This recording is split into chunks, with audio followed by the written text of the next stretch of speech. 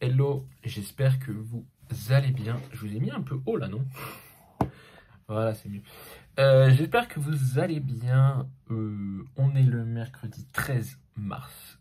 Book Hebdo 10, quasiment. Ouais, 10 facilement. Déjà, bienvenue à tous les nouveaux qui sont venus sûrement grâce à mon passage chez Nina Quill. Vu que du coup j'avais présenté les loups dorés de Roshani Shokshi sur une vidéo, nos romantésies préférées. Donc bienvenue à tous et j'espère que vous vous plairez ici. Je fais un format toutes les semaines où je fais un peu mes achats, mes réceptions, tout ça. Qui ont eu cette semaine. Cette semaine, il n'y a pas eu d'achat, il n'y a pas eu de réception, c'est très bien. Mes lectures, ce que j'ai lu un petit peu quand même depuis la semaine dernière. Et voilà, ça fait un petit hebdomadaire. Voilà, une petite vidéo hebdomadaire tous les mois, ça me permet d'avoir un meilleur rythme que ce que j'ai d'habitude, ce que j'avais avant. Et surtout, c'est plus fluide et plus simple pour moi. Voilà, donc bienvenue. Et qu'est-ce que je voulais dire d'autre? Et bah, pas grand-chose, on va y aller. La semaine dernière, je vous quittais, j'étais en plein dans le syndrome E de Franck Tillier. Depuis, bah, c'est bien avancé parce que j'ai fini le syndrome E, j'ai fini Gataka et j'ai entamé au moins un quart de Atomka.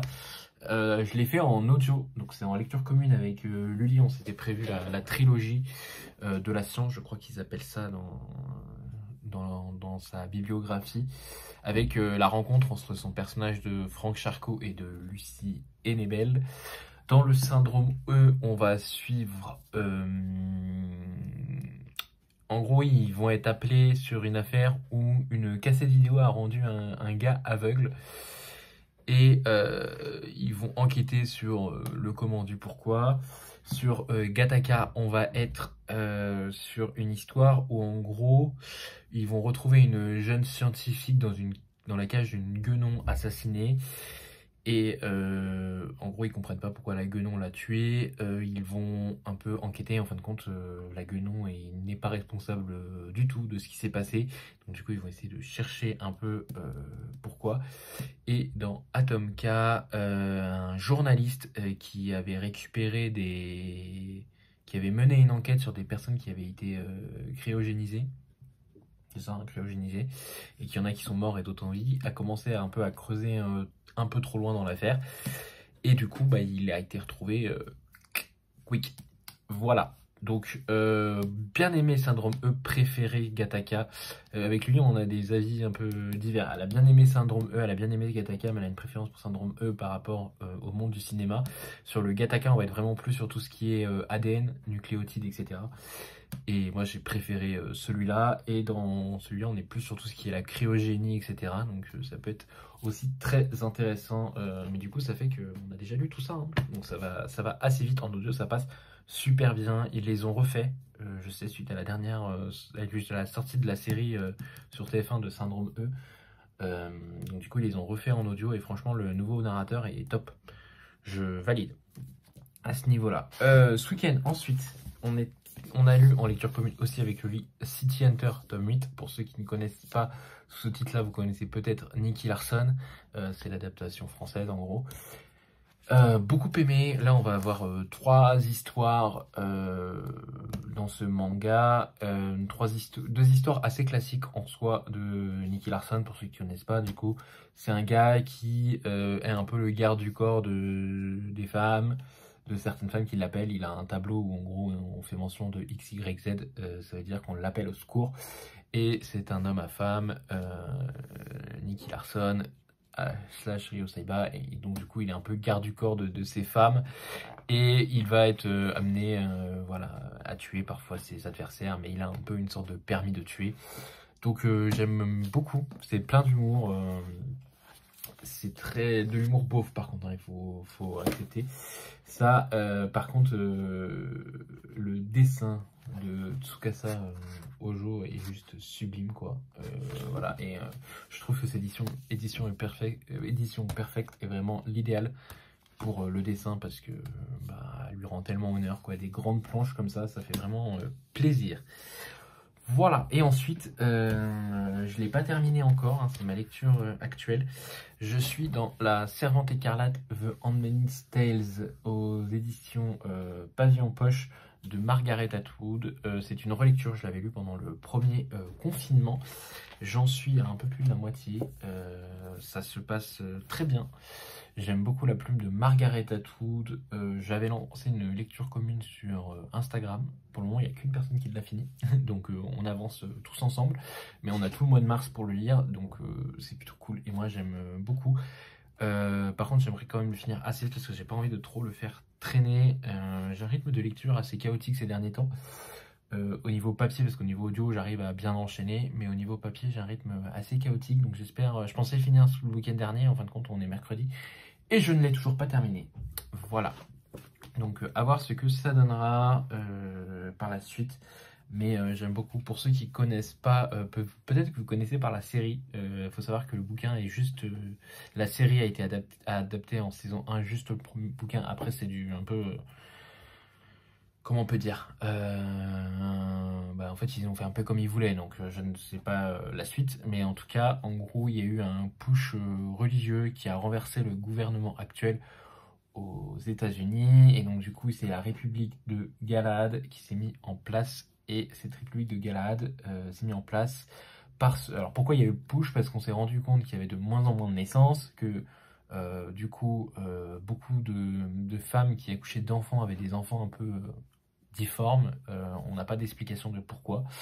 Et donc du coup, les femmes qui ont réussi à avoir des enfants ou qui ont la capacité de donner des enfants sains vont devoir revêtir une robe rouge et une sorte de cagoule blanche, pas une cagoule, une capuche blanche.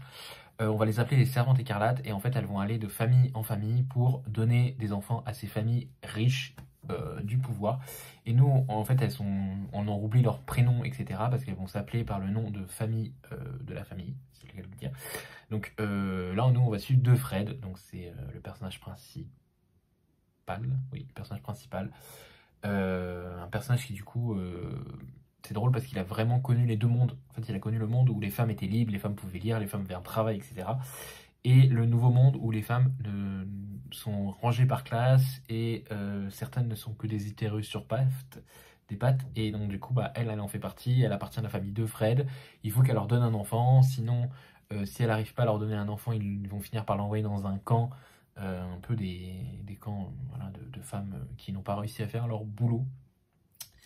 Donc du coup, en plus, on va la suivre en même temps sur son passé, où elle était mère, qu'elle était heureuse, qu'elle avait un travail où elle était heureuse, et en même temps on va prendre la chute de comment on est arrivé au pouvoir, et je trouve ça tellement flippant et glaçant parce que c'est tellement rempli de réalisme. Voilà. Quand on parle de réarmement, hein, réarmement démographique, on peut fortement penser à ça. Voilà, donc j'aimerais finir assez rapidement, et parce que en plus je vais enchaîner ensuite sur une grosse bricasse, c'est le Steven Erikson, le livre des Martyrs, les Jardins de la Lune. Roman que j'ai depuis pas mal de temps dans ma palle, j'ai essayé plusieurs fois de le lire, plusieurs fois il m'est arrivé des trucs qui m'ont empêché de le lire, des trucs perso qui ont fait que la vie ça n'allait pas. Donc là j'aimerais le lire, vraiment m'y pencher, le finir, pour vraiment avancer dans cette saga. Et après j'avais prévu en graphique les Marvel Origins, mais je sais pas si du coup je vais me les faire ou pas, parce que déjà j'aimerais finir la Servante écarlate plus le livre des Martyrs, ça risque d'être un peu long. Et en plus avec Lully, on avait prévu de faire en lecture commune la semaine prochaine le dernier chez Christophe, là, l'Empire des damnés, donc qui est le tome 2 de l'Empire des vampires, l'Empire du vampire, je crois. The Empire of Vampire, ouais, ça doit être ça, l'Empire du vampire. Malheureusement, ma librairie n'a toujours pas reçu mon édition collector. Donc ça commence un peu à me courir sur le haricot, pour être poli. Donc du coup, bah, j'ai dit à lui, on annule, parce que de toute façon, le temps que j'aille le récupérer, ou le temps que je lis le livre des Martyrs, ça va pas le faire. Donc du coup, on annule cette lecture commune, on la repoussera pour une prochaine fois, parce qu'on a déjà prévu en avril de lire la Duperie de Guenièvre avec le copain Laurent, donc ça veut dire qu'on décalerait tout, ça serait tellement relou.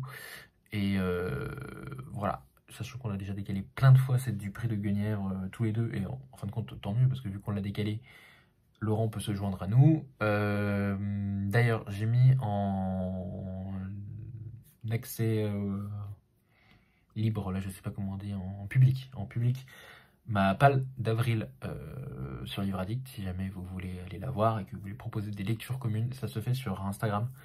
C'est plus simple pour échanger, franchement, ça évite d'avoir 50 000 médias. N'hésitez pas aussi à me suivre sur Instagram, d'ailleurs, j'en profite.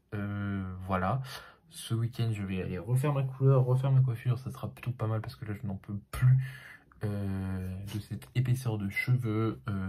Donc, c'est l'objectif. Qu'est-ce que j'ai fait d'autre que je peux vous parler? Hier soir, j'étais avec des amis, on a regardé Dune. Enfin, moi, j'ai revu Dune, eux, c'était leur première fois qu'ils visionnaient Dune.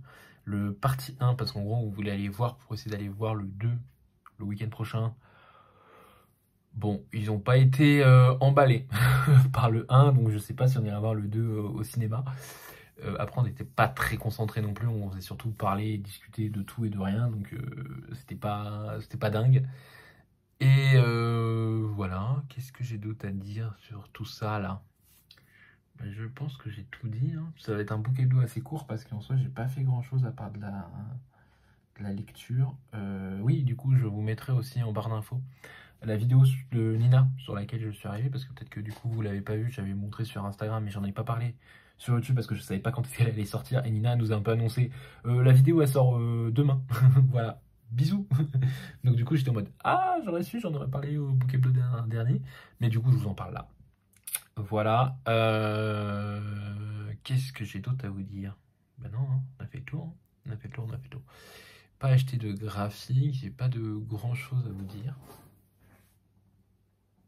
Non, bah là ça va être un bouquet d'eau assez court, c'est plutôt pas mal, je trouve des fois de faire des bouquets d'eau assez courts. Je vous reviens du coup la semaine prochaine, vous pour parler de ça plus en détail et de ceci quand je l'aurai commencé. J'aimerais ouais, bien l'entamer là, parce que si je peux le finir ça serait cool. Comme ça j'aurais vraiment réussi quelque chose. Un livre, une relique de ma palle, ça serait cool si je pouvais le terminer. Je vais au quai du Polar début avril. Donc le vendredi 6 avril. La première semaine d'avril, je vais pas trop travailler parce qu'en gros il y a le lundi de Pâques. Le mardi j'ai dû poser un RTT parce que j'ai un rendez-vous médical. Et le vendredi il y a le quai du Polar. Donc je vais pas trop bosser cette période-là, mais bon, c'est pas plus mal, j'ai envie de vous dire. Donc oui, j'ai mis ma palle sur Livre Addict en public. Elle peut encore bouger, mais du coup, si on organise des lectures communes, elle ne bougera pas. Mais voilà.